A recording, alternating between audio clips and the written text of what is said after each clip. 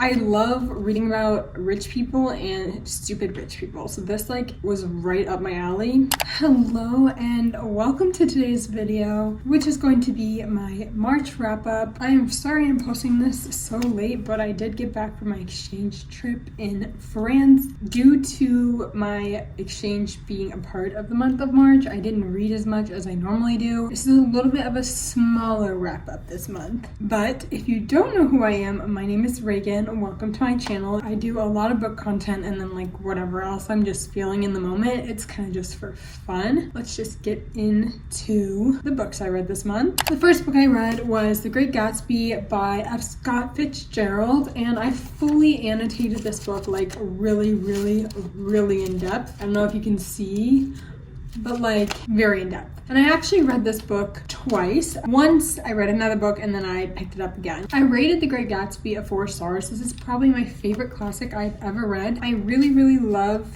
how I annotated this. I actually had to read this for school and write an analysis essay on it. I really like that I got to dig in, and that's why I read it twice. If you don't know what The Great Gatsby is about, it's about this man named Nick who moves to West Egg, and there's West and East Egg. He is a middle class, middle of the road man, nothing super special about him. He moves next to a mansion, and in this mansion is Gatsby, Jay Gatsby. Jay Gatsby is a newly rich man who's famous for throwing these extravagant parties at his mansion. And while this story, our narrator is Nick, it really does follow Gatsby instead of Nick, as this book is called The Great Gatsby, so duh, but Gatsby is trying to be a part of this rich socialite life, and because he's the new rich, he's not really accepted, and this pursuit of wealth eventually leads to his ultimate demise. I really enjoyed this. If you haven't heard of The Great Gatsby,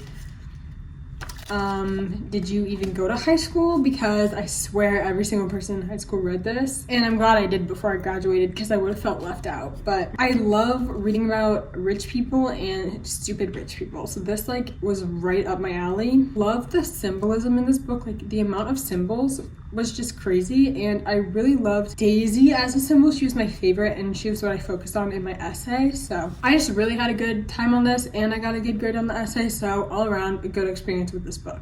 Next, I read A Touch of Darkness by Scarlett St. Clair. Scarlett St. Clair's books have been going around everywhere, I feel like. I swear. I'm already getting winded. But A Touch of Darkness is a Hades and Persephone retelling. It's a dark romance, and in this book, Persephone is a journalist, a social journalist, I guess, where she's gossip columns. She's writing basically a gossip column, and she's the only one brave enough to write one on Hades, and she kind of gets close to him. He's the owner of this nightclub, and he's famous for making bets with mortals and then taking their souls, and so there's this big air of mystery around him. And so one night she goes to his nightclub and accidentally makes a bet with him and ends up being able to write this celebrity, I guess, celebrity article on him. But it kind of follows their love story. It's the classic Hades and Persephone. I love a good Hades and Persephone retelling. So much fun. I love Greek mythology, even though this is fake Greek mythology, loosely based. That's why I think this is perfect for people who don't really know Greek mythology that well, because you don't have to. It's basically a romance, and then they've got some Greek names that they just throw at you, and if you know what they mean, then you know what they mean, but if you don't, it's whatever. This was a 3-star for me. I've read better Hades and Persephone retellings, but this was actually a really good one. I do want to continue with the series, but I've heard the second book isn't as good. I got recommended this by a friend, and that really is what motivated me to pick it up. Glad I read it, but if you want more Hades and Persephone retellings that are better than this one, I totally give those, because I have a few, or Greek mythology retellings in general. But if you just want to jump into the world of Greek mythology really quickly, this is a great one for it. I love nightclubs and nightclub owners in books. That's a very specific thing that I enjoy, and I really liked it in this one. This is the moment where I picked up The Great Gatsby again, just want to reiterate. Next, I read Dance of Thieves by Mary E. Pearson. This was a very anticipated read of mine. I honestly forgot I read it. I was looking at my to be read pile, and I was where did Dance of Thieves go? I'm pretty sure I have the audiobook for this right now. Where'd it go? Turns out I'd already read it. So that might be a little bit of a red flag. I rated this 4 stars. I would almost say I'd change it to a 3. I think what really got me was the end and the romance, but like the whole fantasy aspect of it, I just felt like it was a mediocre fantasy. Like I didn't fall in love with the world. And I read another book set in this world, which was last month, The Kiss of Deception, and I also thought it was just mediocre. Like I didn't really fall in love with the world, and I think that's something I'm required to do for a fantasy book. If I'm going to go through so much world building, I need to end up loving the world, or else I feel like I did it for nothing. Kind of felt like I did it for nothing throughout this book, and I had already gone through world building before, so it was like a double nothing. What is it about? I don't even remember the characters' names. Like that is how unmemorable this was to me, and not in a bad way. Like it was a good book, but I just didn't remember it. So that means it's kind of like a middle of the road book for me. So we've got a character named Cassie. Cassie is the main character. Pretty sure she's a thief. It's kind of coming back to me now. And then she meets this other thief named Jace.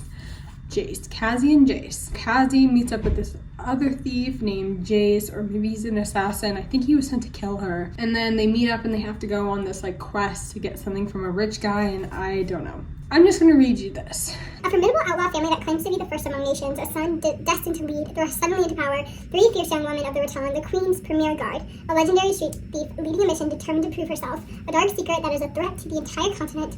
When outlaw leader meets reformed thief, a cat and mouse game of false moves ensues, bringing them intimately together in a battle that may cost them their lives and their hearts. It is an enemies to lovers fantasy romance. I would have liked it better if I read it slower. I read this really quickly, so I think I did rush through some parts of it, but I remember the ending gave me a really good feeling, and like I really wanted the romance to work out, and I felt for the romance, but I think that was the only thing I felt during this reading was the romance. And so in a fantasy book, I used to be a very heavy fantasy reader, and so like in a fantasy book, if the only thing I feel for is the romance, then it wasn't a fantasy and it wasn't worth 500 pages. So it's the 3 stars. Next, I read Twisted Hate by Anna Huang. This is a part of the Twisted series. This is book 3. So the Twisted series follows different couples, all a part of the same friend group. And this one is about Josh, a brother of the main character of the first book, and then Jules, which is one of the 4 friends that each of the 4 books follow. And so it's a brother's best friend romance. It's kind of enemies to lovers, fake dating, I think. But yeah, I think this was probably my favorite in the series. If you heard that, that was my thumb.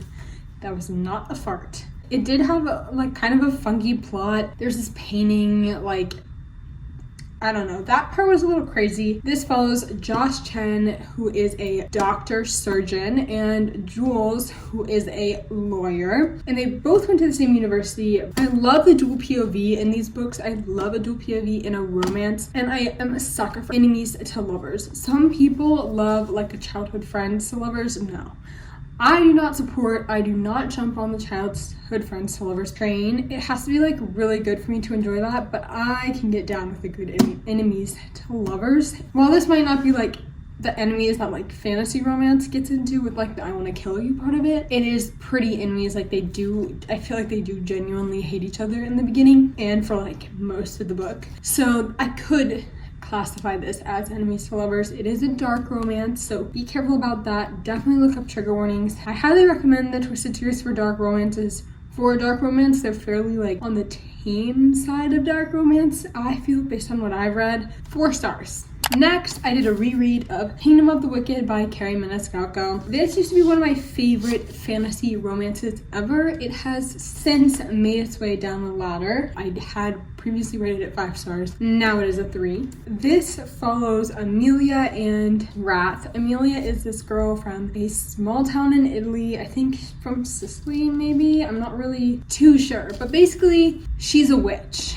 And witches are not like okay in this time. It's like if you get found, you kind of get burned at the stake kind of deal. Amelia and her family are witches, and she's had to hide this from her entire town forever. One day she finds her sister murdered, and she's like, you know, like her twin sister. So this is like really detrimental to her. She starts to investigate her sister's murder, and she kind of starts to realize that maybe her sister has been a part of some shady things, some dark magic. Amelia ends up summoning a demon to figure out part of her sister's murder, but she doesn't just summon any demon, she summons Wrath, one of the 7 princes of hell, which is kind of a big deal. I love the 7 princes of hell aspect. I love that kind of a storyline. Like, I like the idea. It's such an interesting concept. I like when books include the 7 princes. Very interesting to me. But she gets herself in a deal with Wrath and is investigating her sister's murder with Wrath for some reason. This is very much enemies to lovers, fantasy, romance, forced proximity in a way, I would say. It's good, and it is YA. The first book does not have any spice at all. Second book, a little bit more. Third book, yes. The tension in this one is, you can feel it though, it's like palpable tension, but like nothing really happens. So don't go into it expecting it to be really spicy. It is a YA, I'm pretty sure. It is good. I think if I read this, I did read this when I was a little bit younger, like a freshman in high school. It was like a big thing to me because I had never read, like, other than ACOTAR, this kind of like enemies to lovers tension kind of a vibe. And so I really enjoyed it. And now that I've read some more, like, it's just okay, but I do still see the appeal. It's really addicting. While it might not be my favorite thing ever, I do have like a good time while I'm reading these books, so I'm not opposed, but my rating did change. Next, I have another school book. This is the month of school books. I have The Namesake, and I really enjoyed this one. I rated this 4 stars. I also fully annotated this book as well. Like, I don't know if you can see, I put so much time into this. We had to read a chapter per night for like 14 days or something like that, and I spent probably an hour and a half per chapter. A chapter was like 30 pages annotating, like an hour and a half per 30 pages. I put so many hours into this book, it's unreal. This year has been a really good year for school books for me. Like, every single one I've read, I've really enjoyed because I think I want to read more school related books. So I'm putting myself in a position to like be open to them and like them. And the annotation really helps because I can get into it and enjoy the characters, like put down predictions and whatever and analyze. I think that's another big thing with school books is analyzing, because they don't always have the most extensive plot and like best characters to fall in love with, but when you analyze them, you get in a little bit deeper and you get connected to it. I love holding this book, like, because of how much I've annotated it so deeply. I love like holding it, which is always a great feeling when you just want to touch a book. I love it when that happens to me. This follows a few different characters. We follow Ashima and Ashok. I'm sorry if I pronounce those names wrong. That's how we've been pronouncing them in class, and it could fully be wrong. I have no idea. Nikhil/Gogol. Again, I'm sorry if I pronounce those names wrong. Ashima and Ashok have immigrated to America from India. After their wedding, they are in an arranged marriage, and that's a huge theme in the book. Ashok is a professor, and Ashima is just staying at home at the moment and caring for their newly born child, Gogol/Nikhil. He has 2 names. That's the namesake, you know, another big theme in the book. Switches eventually from Ashima and Ashok's perspectives to Gogol or Nikhil's perspectives throughout his whole life. Not his whole life, throughout like him being born to like 40 years old or something like that. And just, it's basically a character study about his conflict in his multiple different cultures and how he doesn't really feel like he fits into either of them fully, and sometimes at all. I am someone who is not very connected to my culture. I don't really even know where my ancestors are from. I don't have any inclination into that. Like, my family doesn't really make a big deal out of it, and that's totally fine with me. But it was so interesting to see another perspective where Nikhil or Gogol has 2 different cultures, and 2 different cultures that are very prevalent in his life. I mean, I guess I have the American culture, but like, I don't know. I feel like it's different. I liked seeing the conflict that he went through, and it really gave me perspective into how some people with different cultures, different clashing cultures, can be affected by this and how their lives are different from mine. Basically just gain some perspective into different cultures, and I thought that was really cool. I really enjoyed it. I recommend it. This isn't going to be for everyone. I think some people would find this really boring, but I thoroughly enjoyed it. So next I have Kingdom of the Curse by Karen Maniscalco. I did another reread, obviously, because I want to read the newest book and I had forgotten the entire plot. This is the second book in the Kingdom of the Wicked series. Again, a reread. I rated this a 3-star. I honestly feel like the first and the second book in the series could be combined into like a way shorter version. and it would have made sense. I honestly feel like all three could have been put into one. If I'm being so for real, like a 500-page book, all three I think put into one because they all end at very weird places. But 3 stars. I'm not going to explain the plot of this one because it is spoilery for the first one. But we follow the same characters, Amelia and Wrath, and we continue their journey investigating her sister's murder. The last book I read in March was Funny You Should Ask by Alyssa Sussman. This has been on my TBR for about a year now. I bought it last summer and I'm finally getting around to it this spring summer. So I rated this 3 stars. I understand where this was going and I really enjoyed the storytelling and I enjoyed the multimedia aspect of it. Not multimedia in a sense, but like the articles that were inserted throughout the book. I really enjoyed the way the story was told. I did not like the characters, and I know they weren't supposed to be the most likable, but even for unlikable characters, the main girl and the main guy were just unbearable to me. If I'm being honest, I didn't really like them, but the reason why I got a 3 stars for me was the storytelling. This book is about Chani and Gabe. Gabe is like this famous movie star and Chani is a journalist. She gets assigned